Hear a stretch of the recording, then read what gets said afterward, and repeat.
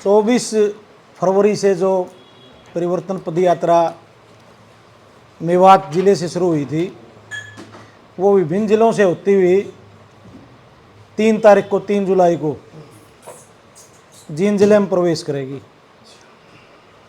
और 15वां जिला होगा जींद। नरवाना हल्का 59वां हल्का होगा, जींद जिले का पहला हल्का होगा, जहां यात्रा का पूरा जींद जिला स्वागत करने का काम करेगा।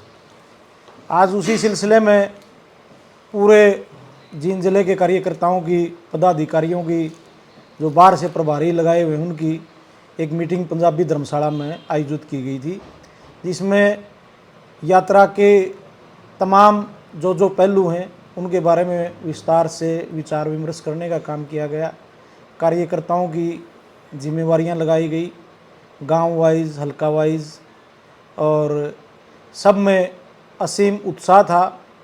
लोगों का पूरा सहयोग इस यात्रा के लिए पूरे प्रदेश से जिस तरह मिल रहा है, उससे जींद जिला भी पूरी तरह उत्साहित है। और जींद जिला जिस तरह पूरे हरियाणा प्रदेश की राजनीति का केंद्र रहा है, जब से हरियाणा प्रदेश एक अस्तित्व में आया है नए प्रदेश के रूप में, जींद जिले ने राजनीति को नई दिशा और दशा देने का हमेशा काम किया है। हर एक राजनीतिक पार्टी की जहां इस ज़िले पर निगाहें रहती हैं, वहीं इस यात्रा में कैसा रिस्पॉन्स जींद जिले के लोगों का रहेगा, इसकी ओर आज पूरा हरियाणा प्रदेश देख रहा है। लोग कयास लगाने का काम कर रहे हैं कि जींद जिला इस यात्रा को एक बहुत बड़ी ताकत देने का काम करेगा। आज की मीटिंग से ये साफ हो गया कि जींद जिले में जैसे ही यात्रा पहुंचेगी, पिछले सभी हल्कों से और ज़िलों से ज़्यादा समर्थन जींद जिले से यात्रा को मिलेगा। क्या रूट रहेगा जैसे पूरे ज़िले का? हमारा समान जो लास्ट गांव होगा इसका टुहाना हल्के का, फतेहाबाद ज़िले का, और फिर समान से दोपहर बाद नरवाना में प्रवेश कर जाएगी। 5 नाइट है नरवाना, 5 दिन नरवाना में रहेगी। उसके बाद उचाना में प्रवेश करेगी। दनौदा लास्ट गांव होगा उसका, उचाना का, और फिर 3 रात और 4 दिन रहेगी आपकी उचाना में। फिर कंडेला से आपके जींद में प्रवेश कर जाएगी। 3 दिन जींद हल्के के हैं। फिर 21 जो गांव है लास्ट होगा आपका जींद का, 21 से फिर आपका जुलाना में एंट्री हो जाएगी, वहाँ भी 3 दिन है। और जुलाना से फिर सफीदों चली जाएगी। सफीदों भी 3 नाइट और 4 दिन है। उसके बाद पहला गांव सीख होगा पानीपत का, पानीपत जिले में 21 तारीख को प्रवेश कर जाएगी। एक दिन में कितना किलोमीटर चल लेते हो, क्या टारगेट रहता है आप लोगों का? अप्रोक्सीमेटली 20 प्लस माइनस थोड़ा बहुत गांव वाला हो जाता है। कई गांव में 1-1, 2-2 किलोमीटर गांव में भी हो जाता है। जिस तरह बीच में चौपाल होगी वो 1 किलोमीटर पे है, तो फिर गांव के बस स्टैंड से वो एक्स्ट्रा हो जाता है आना जाना। आप यात्रा में साथ हो अभी जी के, तो किस तरह का लोगों का रुझान मिल रहे हैं, लोगों की किस तरह की समस्याएं हैं, क्या माहौल है पॉलिटिकली? जब ये यात्रा शुरू हुई तो बहुत सी शंका थी लोगों के मन में।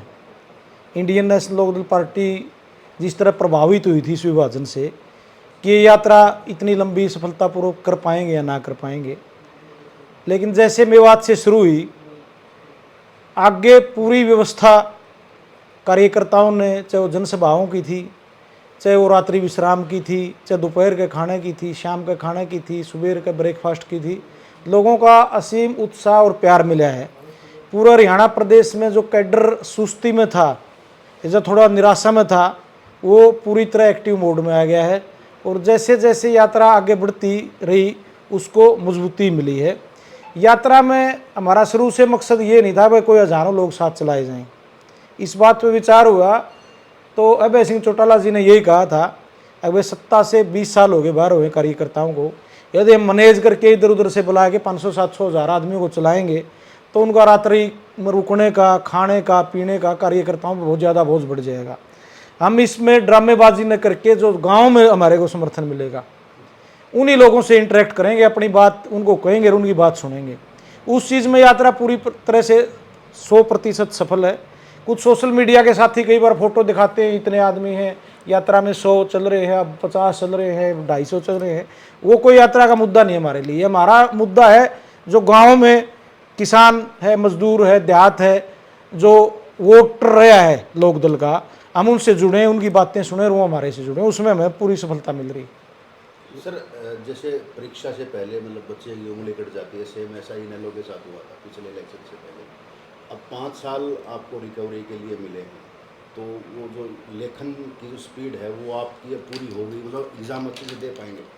वो प्रक्रिया जारी है और 25 सितंबर तक एक राउंड पूरा हो जाएगा यात्रा का, जिसमें आप ये मान के चलो कि 2000 के करीब काम कंप्लीट हो जाएंगे। उसके बाद जो शेष रह जाएंगे गाँव, तो वो रथ यात्रा के माध्यम से दूसरा दौर शुरू होगा। हर एक गाँव में जाएंगे, अपनी बात कहेंगे, उनकी बात सुनेंगे। हमारे पार्टी के जो नेता है बेसिंग चौटाला जी, बातें सुनने के बाद निर्णय तो जनता करती है। क्या उम्मीद आप लोगों को पार्टी अभी मरणासन अवस्था में ही है, मात्र एक विधायक है, पुनर्जीवित हो पाएगी दोबारा पुरानी अवस्था? पक्का आपको अचंभित करने वाले परिणाम मिलने वाले हैं। लोन साहब पिछले चुनाव में, जैसे उपचुनाव में भी हमने यहाँ पे देखा कि उम्मीदवार ढूंढने के लिए भी बड़ी दिक्कतें आई थी, तो अब आपने 5 साल में उस तरह से स्टेब्लिश कर लिया होगा, तो कोई नई ज्वाइनिंग बड़े लेवल की ऐसी और नहीं पड़ती? देखिए, जिस स्थिति का आप जिक्र कर रहे हो, उस स्थिति में हमारे साथी जाने वाले हैं, जिसमें हम थी इंडियन नेशनल लोकदल पार्टी। ये तो कोई तथ्य की बात है, मैं मना नहीं कर रहा। उसमें वो जाएंगे, ज्वाइनिंग भी होंगी, बहुत ज़्यादा ज्वाइनिंग होंगी। 25 सितंबर की रैली में आप देखोगे, पहले भी होंगी, उस दिन तो थोक में होंगी, क्योंकि किसान और मजदूर का कोई बेटा चुनाव लड़ सकता है तो इसी पार्टी से लड़ सकता है। आज कांग्रेस पार्टी में 90 हल्के हैं हरियाणा में, और 200 तो एक्स MLA घूम रहे हैं चौधरी भूपेंद्र सिंह हुड्डा के साथ, जिनको सब कुछ टिकट की कह रखा है। और भी हल्का गलत 2-2, 3-3 जो जवान लड़के हैं किसानों के, उनको बरगला के रोज़ प्रोग्राम कराए जा रहे हैं, उनके लाखों रुपए खर्च कराए जा रहे हैं। मैं आप आज बता रहा हूँ आपको, उनके फ़ोन उठाने वाला नहीं मिलेगा 1 महीने पहले जो टिकट के यहाँ बढ़ लग रहे हैं। तो ऐसे लोगों को भी पता है इनको मौका इंडियन नेशनल लोकदल पार्टी में मिलेगा। जो ठीक ठाक परिवारों से, ठीक ठाक बैकग्राउंड के लोग हैं, उनको हमेशा पीछे भी मौका वहीं मिलता रहा है और आगे भी मिलेगा। जिस प्रकार से आपका नागौर हल्के में आपकी इनेलो की पदयात्रा का अपार जन समर्थन मिल पाया, हाँ, क्या इसी प्रकार से जींद जिले में भी अपार जन समर्थन मिल पाएगा या उससे बढ़कर मिल पाएगा? उससे ज़्यादा, उससे बढ़ के मिलेगा। उकलाना के यदि आपने प्रोग्राम देखे हो इंडिविजुअल गांव वाइज, चाहे वो बनभोरी का था, मतलोडे का था, चाहे बदावड़ का था, खेदड़ का था, चाहे आपका शिवानी का था, किरमारा का था, आप उनकी वीडियो देखना, कोई भी 1000+ से कम नहीं है, लोकल गाँव के लोग हैं। और जिस तरह से वो इंटरेक्ट कर रहे हैं वे भाई साहब के साथ, वो पूरा गांव कह रहे हैं कि भाई हम आगे, सारे हम अपना पुराना परिवार में आगे। कोई कहीं किसी गांव में नहीं कहा एक रह गया या 2 रह गया, तो पूरा कैडर हिसार जिले में वापस आ गया। उसके बाद आप सरसा के प्रोग्राम देखो, इलाहाबाद में हम मानसकां देवे बड़े तो विधायक हैं, तो प्रोग्राम होने थे। आप पिछले 4 दिन में रानिया के प्रोग्राम देखो, चाहे वो बणी गाँव का है, चाहे वो बालासर गाँव का है, चाहे खारिया का है, चाहे पन्नियाड़ा मोटा का, आप उनकी वीडियो देखो। उन लोगों को ले रहा, रात में 8-8, 8:30 बजे लग प्रोग्राम चल रहे हैं और 1500-2000 आदमी इकट्ठे होने लग रहे प्रोग्राम में। पूरा समय था जब जींद की 5 सीट जींद इनेलो की हुआ करती थी। इस यात्रा के बाद क्या लगता है, जींद वाले दोबारा साथ देंगे इनेलो? बिल्कुल देंगे, ये मेरे कहने की बात नहीं, आप साथ रहोगे यात्रा में। मैं आज निवेदन भी करूँगा आपसे, और हमारे रेड्डू साहब बैठे हैं, ये भी आपके संपर्क में रहेंगे। आप देखना यात्रा यहाँ आएगी तो कितने जोश खोश और उत्साह से लोग आपको उसका स्वागत करते मिलेंगे, यात्रा के साथ चलेंगे। एक समय था जब इनेलो 5 सीटें यहाँ से जीत के आई थी, कहीं ना कहीं अब जींद की जनता अपना आपको ठगा हुआ महसूस करती है। चाहे वो उचाने की बात करें, दुष्यंत चौटाला को वोट दिए हैं, कहीं ना कहीं जनता अब बार बार यही कहती है कि हम बाहरी लोगों को वोट तो दे देते हैं, लेकिन कहीं ना कहीं ठगा हुआ महसूस करते हैं। देखिए, 10 साल चौधरी भूपेंद्र सिंह हुड्डा का राज रहा, जिसमें बहुत ताकतवर मंत्री रहे जींद के, चाहे वो रणदीप सिंह जी सुरजावाला थे, चाहे चौधरी वीरेंद्र सिंह थे। आप 10 साल में एक भी काम गिना दो, लगातार 10 साल राज रहना बहुत बड़ी बात है। ये यूनिवर्सिटी का भी बोर्ड लग गया था जाते जाते चौधरी रणबीर सिंह के नाम से, बाकी जो भी इसका काम हुआ है वो बाद में हुआ है। आपने भी देखा होगा, रोज देखा मत रोज टपा हो रहा वो 10 साल में कुछ जींद जिले के लिए नहीं कराया। जो 5 साल का शासन इंडियन नेशनल लोकदल का रहा उसमें चौटाला साहब गांव गांव गए, चाहे वो मार्केट कमेटी के रोड थे, चाहे गली थी, स्कूल अस्पताल थे, या उनका हल्का था नरवाना, तो चाहे जॉब की बात थी चाहे विकास की बात थी, उस 5 साल में खूब हुआ। अब 9 साल से भारतीय जनता पार्टी का राज है, तो इस बार तो भाजपा में भी सीट हैं और जसपा में भी सीट हैं, तो सारी सरकार के पास ही सीट है, एक सीट छोड़ दो तो आप स्पीडों की। तीसरे मोर्चे की कह रहे थे चौटाला साहब की तीसरा मोर्चा बनाया जाएगा, तो क्या लगता है तीसरा मोर्चा बनाने में कामयाब हो पाएंगे? उसमें राष्ट्रीय स्तर पर कोशिश कर रहे हैं जो नेता हैं, जो विपक्ष के सारे मिलके, उसमें क्या रूपरेखा तय होगी वो तो आने वाला समय बताओगा। लोहान साहब, चौधरी देवीलाल ने बीजेपी के साथ सरकार बनाई, चौटाला ने बीजेपी के साथ सरकार बनाई, जेजेपी अब बीजेपी के साथ सरकार में साझेदार है। कांग्रेसी कह रहे हैं कि नेलो हो या जेजेपी हो, दोनों बीजेपी की बी टीम है, पहले ये अपर में थे अब ये नीचे हैं। तो क्या लोग विश्वास करेंगे आप लोगों की, क्योंकि बीजेपी के खिलाफ किसान वर्ग है, वही आपका वोट बैंक है, क्या आपका वोट दे देगा? सबसे ज़्यादा कोई विश्वसनीय व्यक्तित्व हरियाणा की राजनीति में आज है जिसकी बात का लोग विश्वास करते हैं, वो अभय सिंह चौटाला है, और उस विश्वास का ऊपर लोग वोट डालेंगे। चौटाला परिवार हमेशा बीजेपी के साथ जाता रहा है, चौटाला तो परिवार के खिलाफ हो रहे हैं। चौटाला परिवार उस टाइम जाता रहा है जब कांग्रेस पार्टी इतने इंकार में इस जगह लोगों पर न्याय करने का काम करती थी किसानों के प्रति, जिस जगह आज बीजेपी है। उस टाइम पूरा विपक्ष लड़ाई लड़ता था कांग्रेस के खिलाफ, और उसमें आपकी एक माइनर सहयोगी होती थी हरियाणा में भारतीय जनता पार्टी।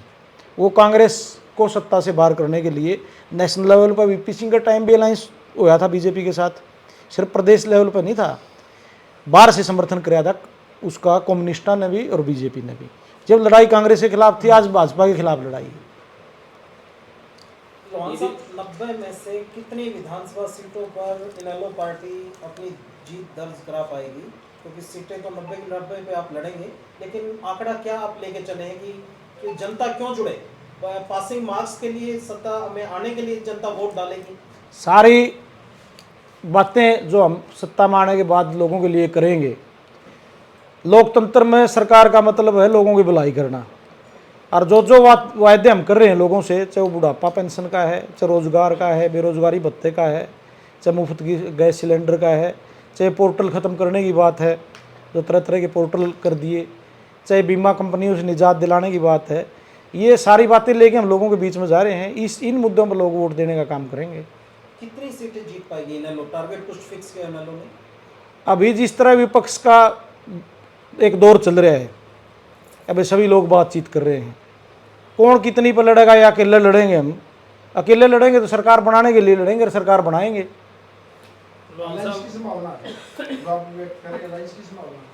हमारी ओर से तो चौटाला साहब जितनी बार बोले हैं, सुप्रीम नेता है, उन्होंने यही कहा है कि भाई देश के स्तर पर यदि ये कराया जाएगा तो हम इसमें लड़ाई लड़ने के लिए साथ मिलकर तैयार हैं। स्टेट लेवल पे नहीं होता, स्टेट लेवल पे यदि किसी का वेस्टेड इंटरेस्ट है, कोई स्टेट में नहीं करना चाहता, तो फिर कोई जबरदस्ती का तो होता नहीं किसी के साथ। बात तो आज पहले लोकसभा का चुनाव होना है, केंद्र से सत्ता में बाहर करना चाह रहे हैं विपक्ष के लोग भारतीय जनता पार्टी की, तो एक बार तो बात लोकसभा की चलेगी। अब आप बीजेपी के साथ नहीं जाएंगे तो क्या कांग्रेस के साथ जा सकते हैं? जब बीजेपी के खिलाफ लड़ाई है और सारे लोग साझा मिलकर लड़ेंगे और कांग्रेस भी उसमें शामिल होगी, तो फिर ना साथ का तो कोई सवाल ही नहीं रहता। लोकसभा में कितनी सीट मांगोगे अगर आपका गठबंधन हो जाता है? ये तो वो जो आपस में बड़े नेता बैठेंगे वो बात करेंगे। नहीं, राष्ट्रीय प्रवक्ता हो आप, कमाल करो लोहान साहब। राष्ट्रीय प्रवक्ता हूँ मैंने बेरा हो तो भी आपने बताने की बात को नहीं है। ये तो वही बातें होती हैं और वहीं तय होती हैं, कोई प्रेस में ढोल पीट के नहीं होती है। ठीक है सर। ठीक है सर।